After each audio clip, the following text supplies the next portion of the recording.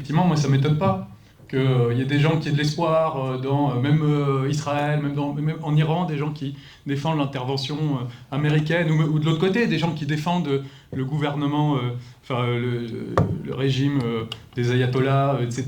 Ça ne m'étonne pas, parce que c'est comme ça qu'on nous apprend en permanence à réfléchir. On nous dit tout le temps, les solutions, elles vont venir d'en haut. Vous êtes capable de rien, vous les travailleurs, les populations, les pauvres, etc. Vous savez rien faire de toute façon. Il faut que vous comptiez sur les politiciens, sur les experts, sur les je sais pas quoi. Bon, ils n'arrêtent pas de nous mettre ça dans la tête. Et ça, c'est une manière de nous désarmer. C'est une manière de nous rendre passifs. C'est une manière de nous faire croire qu'il y en aura d'autres qui vont faire à notre place. Et alors on en vient même à pas croire, quand on voit les images de millions de gens dans la rue, des révoltes, on en vient même à croire que non, ça doit pas être vrai, c'est pas possible. De toute façon, les peuples, ils peuvent pas se révolter. C'est jusque-là que ça va, cette propagande. Et bien justement, nous, on affirme que malgré tout, les seuls qui peuvent changer, c'est les travailleuses et les travailleurs, c'est les populations. Les changements, les grands changements, les changements qui sont dans notre intérêt, ça vient jamais d'en haut. Ça vient toujours des populations, ça vient toujours des révolutions. Et ce truc-là, nous, on a envie d'autant plus de l'affirmer qu'on est les seuls à le dire. Enfin, vous regardez, même aujourd'hui, toute la gauche, qui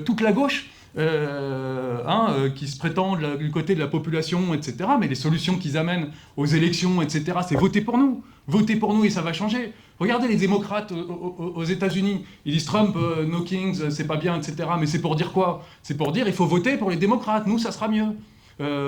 Regardez même l'hypocrisie qu'ils ont tous ces dirigeants. Là, il y a pas longtemps, là, il y a plein de commentateurs de gauche qui ont dit regardez Sanchez, là, le président en Espagne, le Premier ministre, qui dit qui s'oppose à Trump, etc. Et il y a plein de gens qui sont tentés de voir une solution dans des dirigeants comme ça, dans une gauche comme ça, qui s'oppose à la guerre, qui se dit pacifiste, etc. Mais regardez ce même Sanchez. C'est le même qui accepte qu'il y ait 4000 soldats espagnols partout dans le monde qui participent à l'impérialisme, ça lui pose pas de problème. Et c'est ce même gars qui augmente les budgets de l'armement et qui prépare en fait lui aussi les guerres.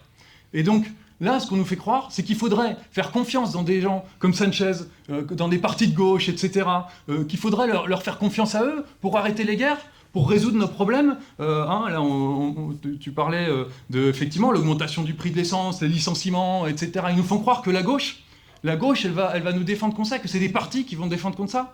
Mais combien de temps on va se laisser mener en bateau?